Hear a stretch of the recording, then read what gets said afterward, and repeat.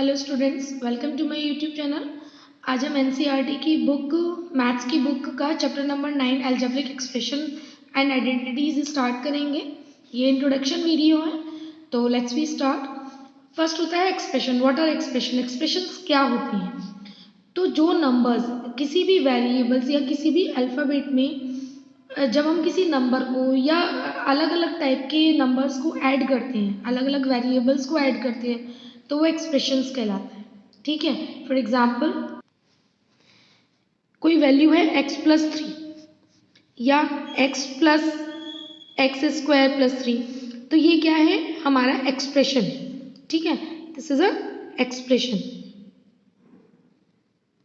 इसको एक्सप्रेस कर रहे हैं। अगर हम इसी में, अब इक्वेशन क्या होती है? ठीक है, अगर यहाँ पर हम इक्वल टू लगा दें तो वो हमारा क्या कहलाता है? इक्वेशन कहलाता है। अब एक्सप्रेशन है, ठीक है, एक्सप्रेशन में डिफरेंट टाइप ऑफ थिंग्स आती हैं। जैसे पहले आता है टर्म। टर्म क्या होता है? एक साइन से दूसरे साइन तक के बीच में जो वैल्यू होती है वो एक टर्म कहलाती है। यानी कि 1, 2, 3, इसमें कितने टर्म है? 3 टर्म है। कौन कौन से हैं वो टर्म? x² है, x है और 3 है। ये हो गया टर्म। इसके बाद आता है कॉफिशिएंट। कॉफिशिएंट क्या होता है? जो टर्म के जो नंबर्स होते हैं आगे की, उसको हम कहते हैं कॉफिशिएंट। जैसे x², x² एक टर्म है, टर्म के आगे कुछ नहीं है, तो हम इसको क्या मान सकते हैं? 1। तो x² का कॉफिशिएंट क्या होगा हमारा? 1। x का कॉफिशिएंट क्या होगा? ये भी 1 होगा, और 3 तो है ही है हमारा कॉफिशिएंट। ठीक है, कांस्टेंट क्या होता है? तो कॉफिशिएंट क्या कहलाता है? जो टर्म का जो न्यूमरिक नंबर न्यूमरिक होता है वो हमारा कहलाता है कॉफिशिएंट।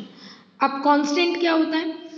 टर्म नहीं, जो सिंपल एक नंबर होता है, ठीक है, वो कहलाता है हमारा कांस्टेंट। ओके, अब आपके मन में ये सवाल आएगा कि मैम कांस्टेंट और कॉफिशिएंट में क्या डिफरेंस है? कांस्टेंट और कॉफिशिएंट में ये डिफरेंस है, कॉफिशिएंट जो होता है वो हर टर्म का न्यूमरिक नंबर होता है, बट जब कांस्टेंट होता है तो वो सिर्फ एक नंबर होता है।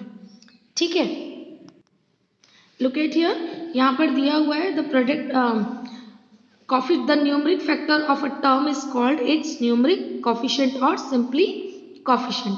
किसी भी फैक्टर का या किसी भी टर्म का जो न्यूमरिक कॉफिशिएंट होता है वही कहलाता है हमारा कॉफिशिएंट। ओके, जैसे इसमें 4x है तो x का कॉफिशिएंट कितना होगा? 4 होगा, और 5 भी एक कॉफिशिएंट होगा।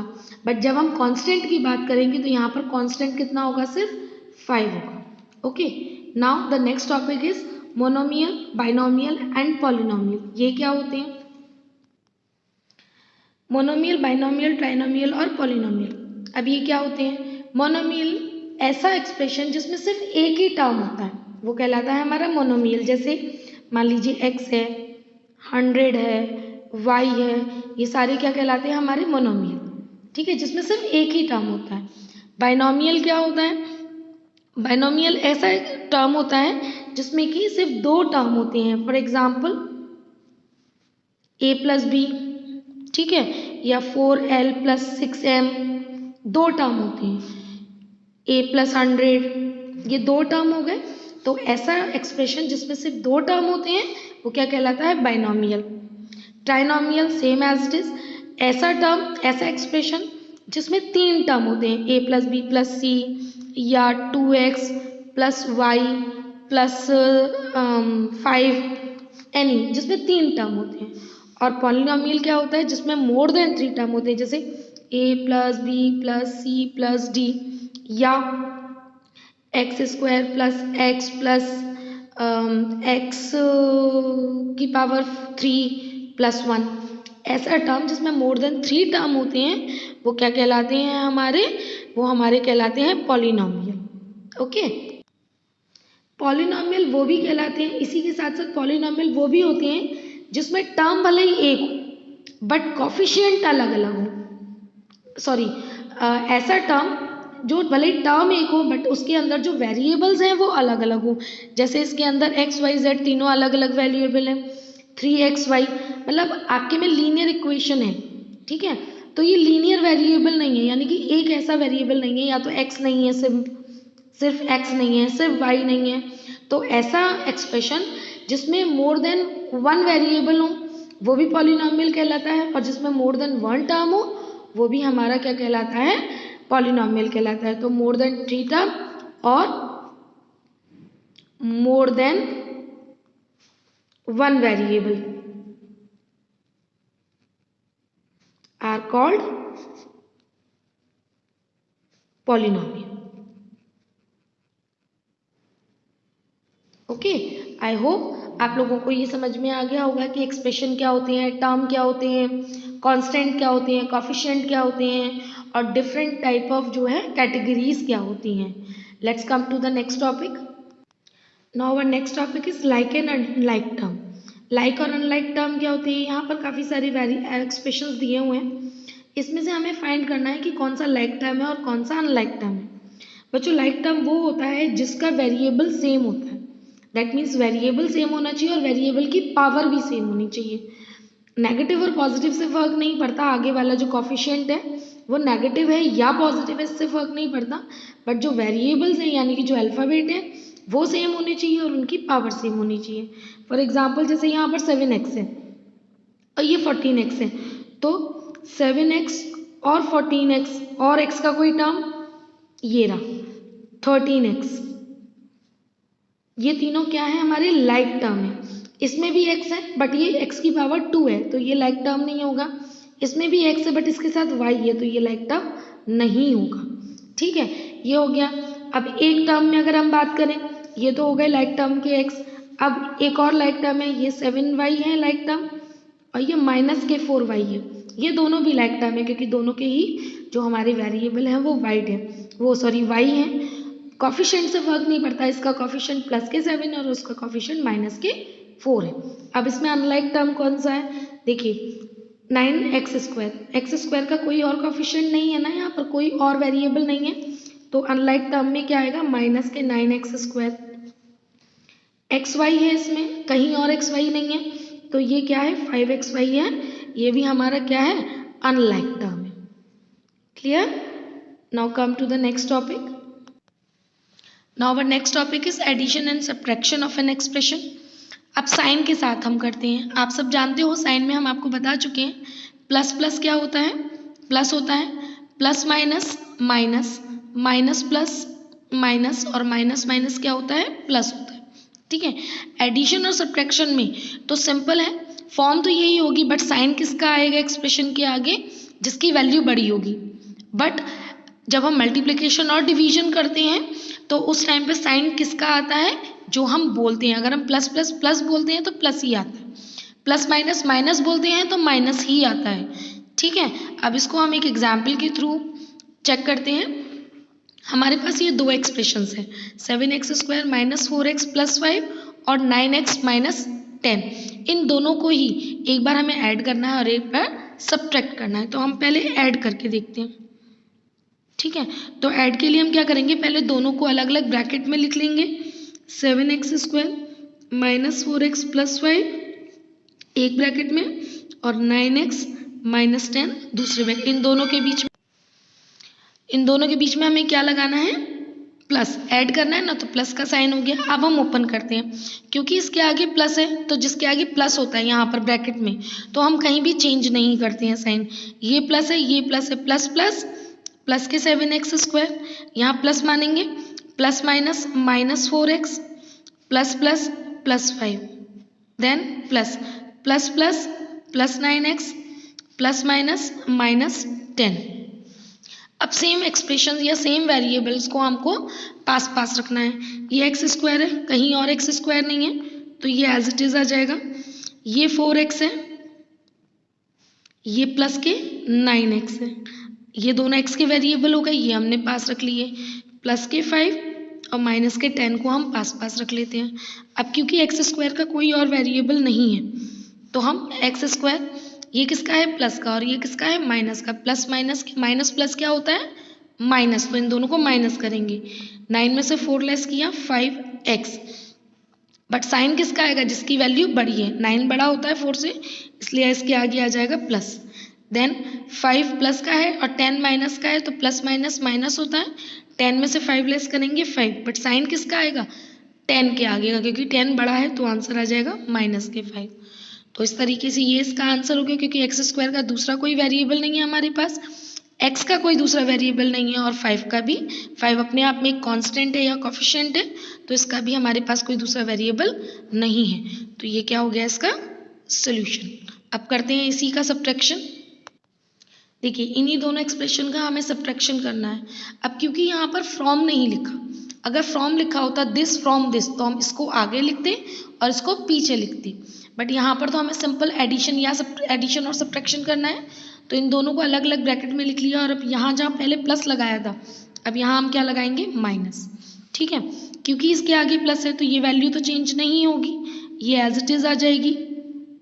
बट अगर हम इसको चेक करें तो ये किसका है माइनस का, ये किसका है प्लस का। माइनस प्लस क्या होता है -9x, minus minus plus 10, same as it is variables जो हैं सेम पास पास रख लेते हैं, तो 7x² -4x -9x plus 5 plus 10, x square का कोई दूसरा नहीं है हमारे पास टर्म, इसलिए हम x² एज इट इज लिखेंगे। माइनस माइनस क्या होता है प्लस होता है, तो 9 और 4 13x, बट आएगा किसका जिसकी वैल्यू बड़ी है, तो 9 बड़ी है तो 9 के आगे जो साइन है वो आ जाएगा।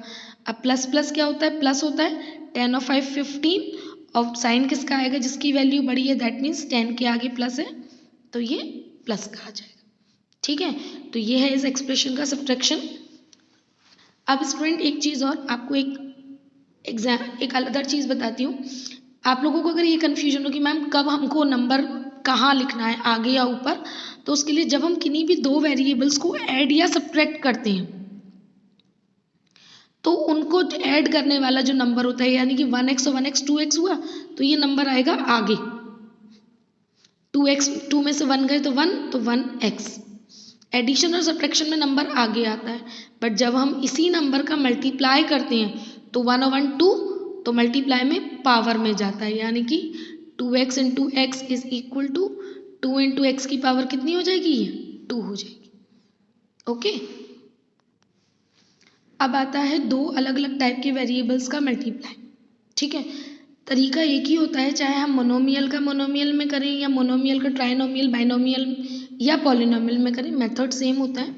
यहाँ दो ब्रैकेट दिए हुए हैं, तो पहले हम किसी भी एक ब्रैकेट को पकड़ लेते हैं। मान लीजिए हमने ये वाला लिया, तो ए का मल्टीप्लाई पहले इन सब में करेंगे, प्लस 7 का मल्टीप्लाई इन सब में करेंगे। लिखेंगे कैसे, ए लिखा, इस ए का मल्टीप्लाई इस पूरे के साथ, that means a² plus 3a plus 5, done. अब प्लस 7 का मल्टीप्लाई इस पूरे के साथ, a² प्लस 3a प्लस 5। अब ये हो गए सेपरेट अलग अलग, अब इसका करेंगे हम मल्टीप्लाई अंदर, ए का a² के साथ करेंगे, मल्टीप्लाई हो रहा है। मैंने आपको बताया था जब मल्टीप्लाई करते हैं तो पावर कहाँ जाती है, ऊपर। ए के और 2 है 3a हो गई, तो a की पावर 3 प्लस a का a में करेंगे तो 3a², 5 का a में करेंगे तो 5a प्लस 7 का a² में करेंगे 7a², नंबर का मल्टीप्लाई नंबर में, तो 7 3 ज़ा 21 a प्लस 35। अब सेम एज इट इज जैसे आपने एडिशन और सब्ट्रैक्शन में किया था, सेम एज इट इज वही करना है। a की पावर 3 नहीं है तो हम a की पावर 3 का टर्म ऐसे ही लिखेंगे, a² का टर्म एक साथ, a का टर्म एक साथ और कांस्टेंट या कोएफिशिएंट अलग से। अब ये a की पावर 3, ये दोनों प्लस प्लस है, 7 और 3 10a², 7 के आगे प्लस है इसलिए यहाँ प्लस लगा दिया, दोनों ही प्लस हैं तो प्लस में ही आएगा। 21 और 5 26a प्लस 35, तो ये हो गया इसका मल्टीप्लाई और उसका solution. Okay, now check to the division. जो डिवीजन भी सेम एज इट इज होता है, बट वो इस चैप्टर में नहीं है, तो वो हम आगे आने वाले चैप्टर्स में फाइंड करेंगे। अब हम बात करते हैं कुछ आइडेंटिटीज़ की। नाउ आइडेंटिटीज़, आपके कोर्स में ये 4 आइडेंटिटीज़ हैं, a प्लस बी और a प्लस बी, यानी कि दो ऐसे ब्रैकेट जो कि सेम हो बिल्कुल, यानी कि यहाँ पर जो वैल्यू है सेम, साइन के साथ वही वैल्यू यहाँ है, तो ये कहलाती है आपका a प्लस बी का होल स्क्वायर, और इसका फॉर्मूला होता है A square plus 2ab plus B square.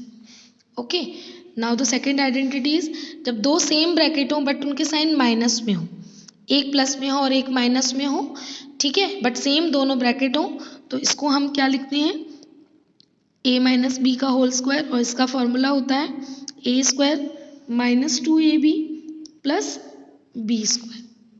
Okay, अब एग्जाम्पल के रूप में बताऊँ अगर मैं, तो अगर ये x प्लस 2 है और ये भी x प्लस 2 है, तो ये कहलाएगा आपका x प्लस 2 का होल स्क्वायर, और इसको हम कैसे खोलेंगे, x का स्क्वायर यानी कि प्लस 2 इंटू ए की जगह पे क्या है x और b की जगह पे क्या है 2, प्लस ये क्या हो जाएगा 2 का स्क्वायर। ओके, तो हमारा आंसर क्या हो जाएगा, एक्स स्क्वायर प्लस 2 2 ज़ा 4x प्लस 4। ओके, तो ये इसका सोल्यूशन होगा, इस तरीके से इसे सॉल्व करते हैं। नेक्स्ट है आपका ये, तो ये अब आपको समझ में आ गया होगा कैसा करेंगे। ठीक, इसका भी बता देती हूँ अगर है तो, ये मान लीजिए x ये है आपका x माइनस 2, ये भी x माइनस 2, तो ये आपका कहलाएगा x माइनस 2 का होल स्क्वायर, और इसको ओपन करेंगे, x का स्क्वायर माइनस 2 इंटू ए की जगह पे x है और b की जगह पे 2 है, प्लस b का स्क्वायर यानी कि 2 का स्क्वायर। ओके, ये हो गया यहाँ पर। अब इसका सॉल्यूशन क्या होगा, x square minus 4x plus 4, बस माइनस और प्लस का डिफरेंस आता है। क्लियर।